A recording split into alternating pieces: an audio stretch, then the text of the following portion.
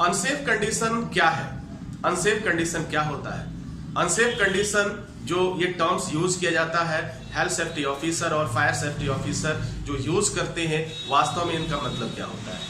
Unsafe condition का मतलब, unsafe condition can be divided into two section. दो भागों में हम इसे डिवाइड कर सकते हैं, जिसे हम इमीडिएट कॉज और रूट कॉजेज के नाम से जानते हैं। और इन दोनों के पीछे छुपी हुई अवस्था में, इट मींस हिडन वे में रहता है अनसेफ कंडीशन या अनसेफ एक्शन। अब वो क्या क्या चीजें होती हैं, वो मुख्य बातें मैं आपको बताता हूं, क्योंकि जब भी आप वर्क करेंगे तो इन चीजों की जरूरत पड़ेगी। जब तक आप इनको समझेंगे नहीं, तब तक आपको पूरी तरह से आप उस काम को कर नहीं पाएंगे और नहीं कहीं ना कहीं आपको दिक्कतों का सामना करना पड़ेगा। So dear students and my dear friends, मैं बताऊंगा अनसेफ एक्शन और अनसेफ कंडीशन क्या क्या होते हैं। मैं सब दोनों की बात करूंगा, इमीडिएट और रूट कॉजेज, दोनों को मिला के बाद जो कंक्लूजन है वो टॉपिक मैं आपको बताऊंगा, जो आपके लिए काफी फायदेमंद होगा, एग्जाम के लिए भी, इंटरव्यू के लिए भी, और फिर आपकी प्रैक्टिस के लिए, साइट पे जो प्रैक्टिकल करते हैं उसके लिए भी। अब मैं बात करूंगा सबसे पहले केयरलेसनेस, यानी केयरफुल न होना। सबसे ज्यादा अनसेफ एक्शन क्या है? केयरफुल न होना, केयरलेस होना। पहली बात हो गई। दूसरी बात मैं करूंगा लैक ऑफ अटेंशन। दो हो गया, लैक ऑफ अटेंशन। फिर मैं बात करूंगा guard missing of A machine.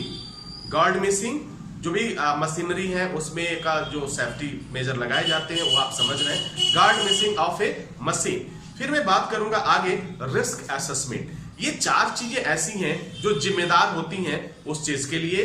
किस चीज के लिए? अनसेफ कंडीशन के लिए। इन तीन चीजों से ही वो सारी चीजें शुरू होती हैं।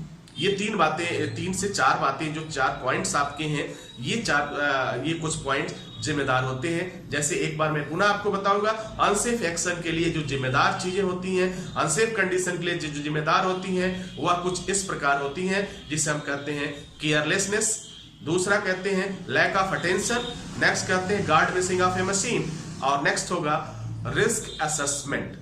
ये कमियां जो होती हैं यही होती हैं, ये कमियां यही बैठी होती हैं, और इन कमियों की वजह से ही हमें बड़ी से बड़ी एक्सीडेंट का सामना करना पड़ता है। यदि हम इसको समझ लें और इसको जान लें बखूबी, तो निश्चित रूप से हम उन तमाम बातों से बच सकते हैं, और वो अनहोनी, वह अनचाहे घटना, इंसिडेंट और एक्सीडेंट हमारे साथ नहीं होंगे या लोगों के साथ नहीं होंगे। तो as a safety officer, as a HSC officer, as a fire safety officer, आपकी ये जिम्मेदारी है कि आप हर एक पहलू को जानें, समझें, और फिर उसके अकॉर्डिंग आप अपने वर्क को, अपने कार्य को अंजाम दें, क्योंकि आपकी सुरक्षा में ही सबकी सुरक्षा है।